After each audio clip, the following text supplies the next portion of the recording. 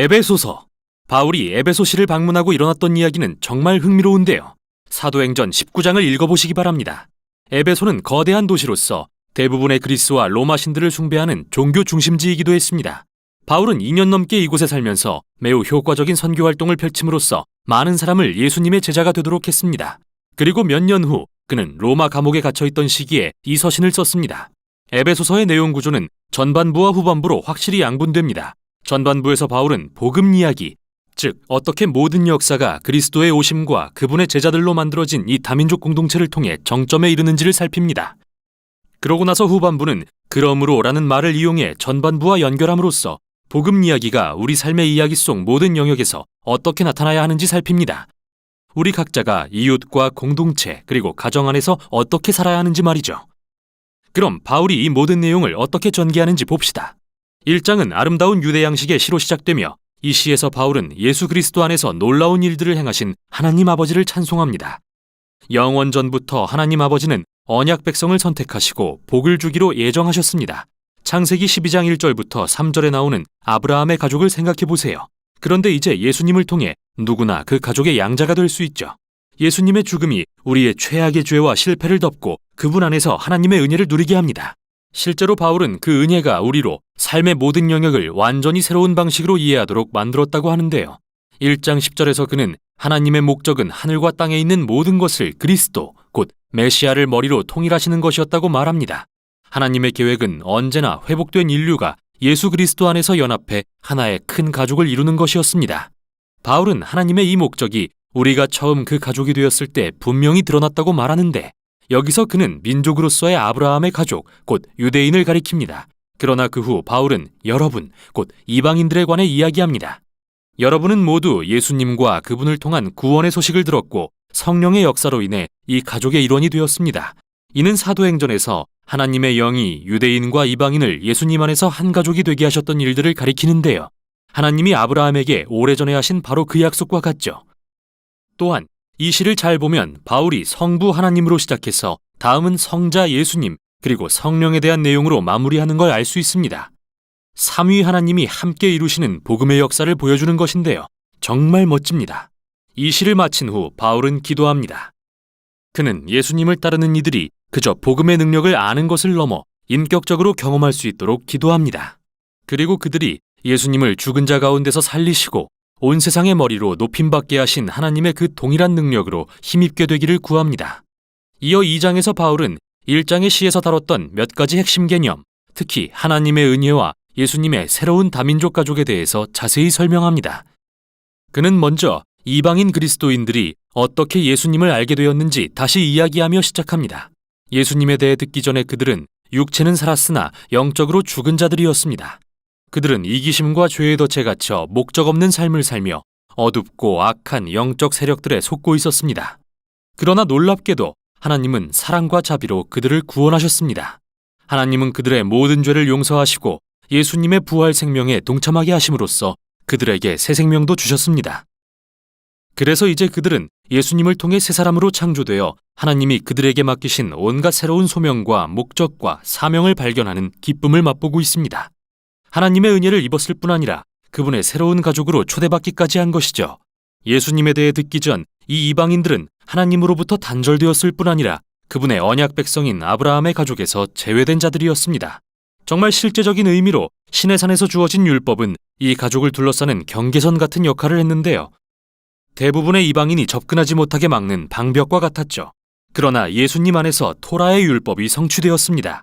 그리고 이 벽은 허물어져서 바울의 표현에 따르면 두 다른 민족이 한 세 사람이 되어 평화를 누리게 되었습니다. 이어 3장에서 바울은 이 기쁜 소식을 이방인들에게 전하도록 부름받은 자신의 독특한 역할에 대해 감탄합니다. 비록 그는 감옥에 갇힌 신세지만 이 언약 가족이 크게 자라는 모습을 볼 수 있는 기회를 주신 하나님께 감사할 따름입니다. 그래서 바울은 다시 한번 기도를 드리며 전반부를 맺는데요. 이번에는 예수님을 따르는 이들이 하나님의 영으로 강건해져서 그분의 백성을 향한 그리스도의 사랑을 온전히 깨달아 알게 되기를 기도합니다. 에베소서의 후반부를 시작하면서 바울은 이제 어조를 바꿉니다. 그리고 독자들이 각자 자기 삶의 이야기를 통해 복음 이야기에 반응하도록 도전합니다. 그래서 4장은 교회의 일상생활에 대한 내용으로 시작합니다. 교회는 여러 다른 사람들로 이루어진 큰 가족입니다. 하지만 그는 그들이 하나라는 것을 강조하는데 하나라는 말이 이 장의 핵심어입니다. 그들은 한 성령으로 한 몸이 되었습니다. 주님은 한 분이시며 믿음도 하나고 세례도 하나입니다. 하나님도 한 분이십니다. 정말 여러 의미에서 하나입니다. 하지만 바울은 하나 된다는 의미가 획일화는 아니라고 말합니다. 계속해서 그는 어떻게 아주 다른 수많은 사람이 예수님의 새 가족을 이루어가는지 살펴봅니다. 그들은 모두 한 성령으로 능력을 입었지만 각자에게 주어진 특별한 재능과 열정을 사용해서 서로 섬기고 사랑하며 교회를 세워갑니다. 여기서 그는 매우 멋진 두 가지 은유를 사용합니다. 하나는 교회를 세워가는 것을 새 성전에 빗댄 것이고 다른 하나는 그들 모두가 예수님을 머리로 하여 한 새 사람이 된다고 빗댄 것인데요. 여기서 새 사람이란 바울이 다음 장들에서 계속 다루게 될 표현입니다. 바울은 모든 그리스도인에게 낡은 옷과 같은 옛사람을 벗고 새 사람을 입어 그 속에서 하나님의 형상이 회복되는 것을 경험하라고 권면합니다. 그러고 나서 긴 단락을 할애해 새 사람과 옛사람을 비교합니다. 새 사람은 거짓이 아닌 진실을 말하며 분노를 품는 대신 평화롭게 갈등을 해결합니다. 도둑질하는 게 아니라 남을 구제하며 험담하는 대신 다른 사람을 격려합니다. 복수하는 게 아니라 오히려 용서하며 성적 욕구를 느끼는 대로 충족시키는 대신 자기 육체에 대한 절제를 기릅니다. 그리고 새 사람은 술에 취하는 게 아니라 성령으로 충만해집니다. 바울은 성령 충만한 삶의 증거가 4가지 방식으로 드러난다고 설명하는데요. 처음 2가지는 노래와 관련이 있습니다. 함께 찬송할 뿐 아니라 혼자서도 찬송합니다. 바울이 그리스도인들의 삶에서 성령이 일하시는 방식에 관해 가장 먼저 생각한 것이 노래와 음악이라는 점은 정말 흥미롭습니다. 성령 충만한 삶의 3번째 증거는 모든 일에 감사하는 것입니다. 그리고 4번째 증거는 예수님을 따르는 자들이 성령에 감화되어 자신을 다른 사람들 아래에 두고 그들을 자신보다 더 중히 여기며 높이는 것입니다. 나아가 바울은 이 4번째 요점을 발전시켜 어떻게 그리스도인의 결혼 생활에 적용되는지 보여줍니다. 먼저 예수님을 따르는 아내는 남편을 존경하고 남편이 자신을 책임지는 것을 허용하도록 부름받았습니다. 또한 남편은 아내를 사랑하고 책임을 다해 이기적인 동기를 내려놓고 자신보다 아내의 행복을 우선시하도록 부름받았습니다. 바울은 이렇게 그리스도인의 결혼은 복음 이야기를 재현하는 것과 같다고 말하는데요. 남편의 행동은 예수님이 교회를 사랑하셔서 자신을 희생하신 것과 같으며 아내의 행동은 교회가 예수님께서 자기를 사랑하시고 새롭게 하시도록 허용하는 것과 같습니다. 그러고 나서 바울은 같은 개념을 자녀와 부모, 종과 주인의 관계에도 적용합니다.